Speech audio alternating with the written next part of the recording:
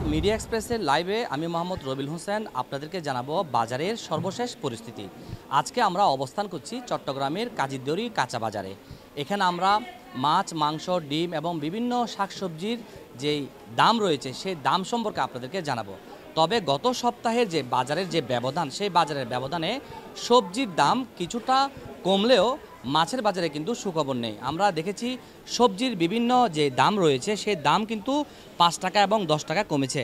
আমরা আসলে পুরো বাজারে আমরা এসে দেখেছি যে ডিমের বাজারে অনেক 10 টাকা বা 15 টাকা কিন্তু ডজন কিন্তু বেড়ে গেছে এবং মাছের যে দাম সেই দামটি কিন্তু অনেক রয়েছে। যে আমরা যে কাঁচা সবজির বাজার দেখতে পাচ্ছি, এই সবজির বাজারে কিন্তু বিভিন্ন সবজি যেমন টমেটো, করলা, আপনার ভেন্ডি বা বিভিন্ন পণ্যদ্রব্য 5 টাকা 10 টাকা কমেছে। আমরা আসলে একজন বিক্রেতার সাথে আসলে কথা বলবো কি কি দাম রয়েছে এই বাজারে বা সাপ্তাহিক যে বাজারের পরিস্থিতি, সেই বাজারের পরিস্থিতি নিয়ে যে কত টাকা দাম কমেছে বা বাড়লো একটু আমাদেরকে যদি জানাতেন।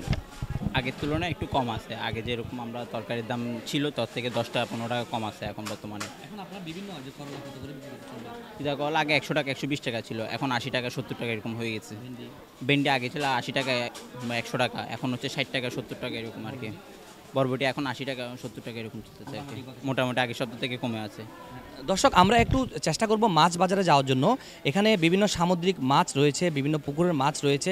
এই মাছ বাজারে যেই সুখকর যে অবস্থা সেটি কিন্তু আমরা দেখেছি একেবারেই নেই বললে চলে। প্রতিটি মাছের দাম কিন্তু 50 থেকে 100 টাকা করে বেড়ে গেছে। আবার বিভিন্ন মাছ রয়েছে 50 টাকা থেকে 100 টাকা আবার কমেছে। তো আমরা এই বাজারের পরিস্থিতি নিয়ে আমরা একজন বিক্রেতার সাথে কথা বলবো, কি অবস্থা বিরাজ করছে এই বাজারে। বাজারে এখন বিরাজ করতেছে যে আমরা মাছ আনছি, ক্রেতা নাই, মানে যারা কিনবে ওরা বাজারে আসতেছে না। পরিস্থিতি খুবই খারাপ। আমরা এখন মানে আমাদের নিজেরা আমরা নিজেরা বুঝতেছি না ব্যবসা করবো না করব। মানে যেখানে আপনার আগে আমরা মাছ আনছি কাস্টমার মোটামুটি ছিল, এই দেশের এই পরিস্থিতির কারণে এখন মানুষ বাজারেও আসতেছে না।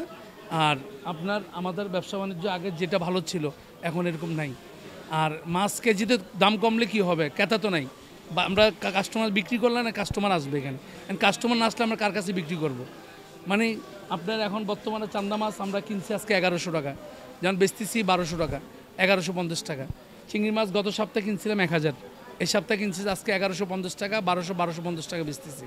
রুই কাতাল যেগুলি ছিল আপনার 350 400 টাকা, এখন আজকের বাজার 400 টাকা কিনা, তো আমরা 420 30 এরকম বেচতেছি। মানে এই অবস্থায় আর কি, খুবই খারাপ অবস্থায় আছি ব্যবসা বাণিজ্য আমরা। মানে ক্রেতা নাই, আপনার মানুষ আতঙ্কের ভিতরে আছে, ঘর থেকে বের হইতেছে না, ব্যাংকে বলে টাকা দিতেছে না ওদেরকে ঠিক মতন। মানে মানুষ এখন খুব ইয়ার ভিতরে আছে, ক্রাইসিসে আছে। আপনাকে ধন্যবাদ। তো দর্শক, আমরা আসলে মাছ বাজার বা কাঁচা বাজারে আমরা আসলে পরিস্থিতি পর্যবেক্ষণ করছি।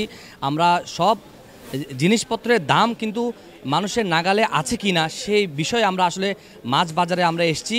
এখানে যারা সাধারণ ক্রেতা রয়েছে তারা আসলে জানাচ্ছেন যে যদি প্রতিনিয়ত বাজার মনিটরিং করা যায় তাহলে ক্রেতা এবং বিক্রেতার জন্য কিন্তু সুখকর হবে এবং বিভিন্ন জায়গায় যে সমস্ত মালপত্র বাজারে নিয়ে আসার সময় যে চাঁদাবাজি হয় সেই চাঁদাবাজি যদি রোধ করা যায় তাহলে পণ্যদ্রব্যের দাম একেবারেই নাগালেই চলে আসবে বলে মনে করছেন সাধারণ জনগণ।